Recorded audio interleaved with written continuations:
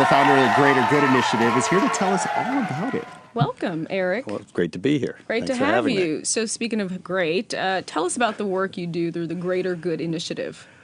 Sure. Well, it started rather inadvertently as what's now a series of conferences, and this is the second year. And we're working at turning this into something that will be a nationwide conversation that will be both live in the analog world and also taking in digital technologies, basically to get Americans talking about how the world we're going to live in the 21st century is going to be very, very different, and how can they best make a difference in that changing environment. I first spoke to Eric about the opportunity to be a co-sponsor on his Greater Good gathering. I have to say he was very compelling. And just the title, the Greater Good Gathering, I thought about it for a moment, and then I said to myself, you know, I am in a public policy school, and I keep telling my students why we are here and why they are not at a business school. And fundamentally, we all must think about the greater good. The Academy is interested in co-sponsoring these kinds of events where the Academy can engage in communication support and staff support for the events. And particularly when the events deal with important issues of politics and policy making and also public engagement. So, something I found really exciting and stimulating and valuable about this gathering is the combination of people from different disciplines. We have political scientists, we have community activists, we have artists, we have computer scientists, we have journalists, we have people from a wide range of disciplines, and they're bearing down, I think, on two main themes. One is more clearly understanding what is happening to the world in which we're all trying to navigate now. The other very important part of the discussion so far is, based on that clearer understanding, what can anyone do? And my own research is from a social cognitive psychology experimental research perspective, and looking at a very basic level how technology sort of fits into our long-held cognitive tendencies and cognitive schemas. Because for a long time, adoption has outpaced understanding. We just got smartphones and they were cool and they had cat videos and we could connect to our friends. And so before we know it, everybody's carrying them everywhere. We don't leave home without it, we sleep with them. But we haven't stopped to ask, well, what is this doing to us cognitively, socially, societally, right?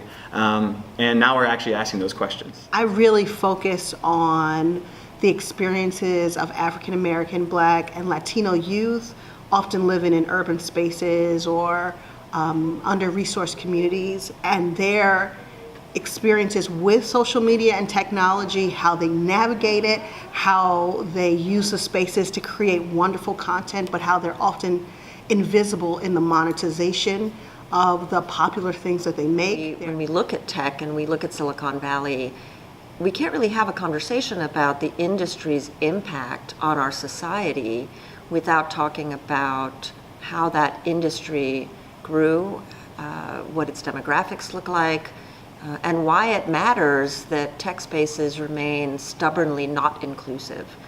And so we have been touching on that, and I think that's heartening. The algorithms troll in order to find the hidden patterns in the way that you think. And the result is that they've been able to probe you in order to find the things that cause you pleasure, to find the things that cause you anxiety. And that data, that portrait of the inside of your head, is in turn used in order to manipulate you, in order to commandeer as much of your attention as possible. If you take a basic definition of power as getting people to do things they wouldn't otherwise do, then technology actually can be used as a form of power over us in three different ways. One is by writing rules that the rest of us have to follow. So when you take your first drive in a self-driving car and it refuses to drive over the speed limit or park illegally just for a moment, you are subject to the rules that someone else has written. Those rules may be laws, they may reflect laws, but they may be a different kind of rule, a different kind of law embedded in code. And that's been recognized as a feature of cyberspace for some time. With the Internet of Things, it'll be a feature of real space as well. Yeah, fake news suggests that news is somehow going to be illegitimate or inaccurate. If it's inaccurate, it's not news. Good journalism, which is a synonym for me for news, has as one of its salient characteristics, when it gets it wrong, it's correcting. So if it does that, you can't ever say it's fake. I prefer viral deception, VD, that is an acronym related to venereal disease. I want people to be repulsed by the idea that they might catch it or transmit it. I want them to quarantine it. You cannot argue with the crazy on Facebook because you amplify the crazy. It's through the looking glass. We have been trained and raised to challenge nonsense in our daily lives, but to challenge nonsense in Facebook is to see it blow back. And I guess one of a dozen points, dozens of points that have resonated with me. One was from the discussion the first day of the conference between Tim Wu of Columbia and Eric Schnurr, essentially about the ways that progressive era approaches to antitrust and to regulation and to having the right channeling of market forces and market energies, the ways in which those lessons could be reapplied now to try to get more of the good parts of today's technology revolution and fewer of the bad parts of it.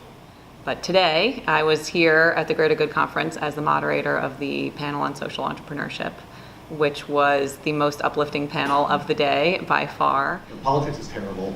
Government's incompetent. The nation state is going to cease to exist. Of all the things you could choose to focus on to help nonprofits and social ventures make a difference, you've chosen politics and government. So how come?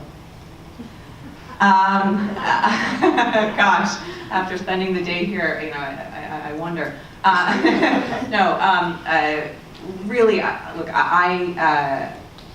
while I believe that government can't do everything, and one of the things that I'm really excited about for this panel in particular is sort of this idea that where government fails, social entrepreneurship can step in and can solve problems, and I think that that's critical for our country and for the world. We need to understand the issue holistically and from different lenses. And that's what is exciting. And being at Columbia, we've got an extremely great platform to showcase the work, as well as we've gotten really great guidance. And we are hoping to actually make something tangible out of this whole endeavor.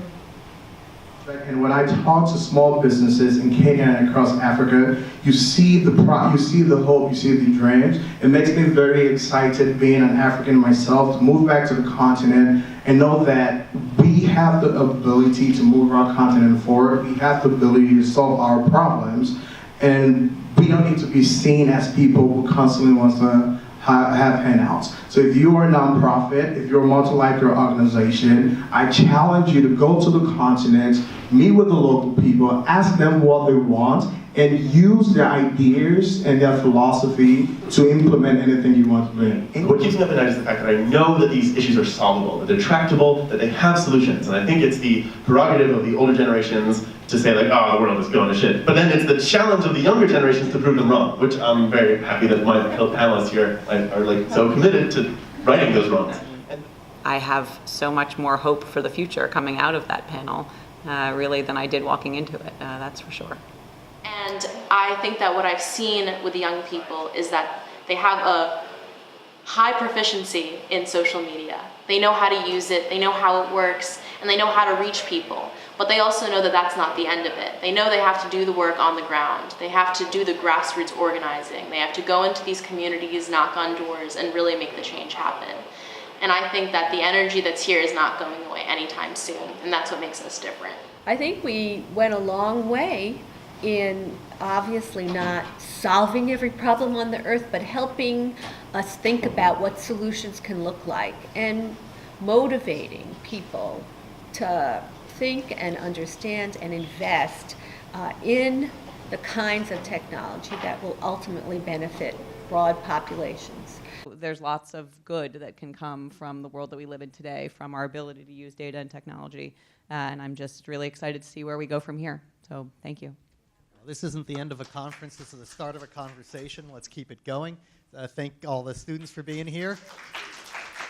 There is a good future to look forward to. Thank you all for coming, and we'll see you at another Greater Good gathering sometime in the future. We'll look forward to it. Thank you.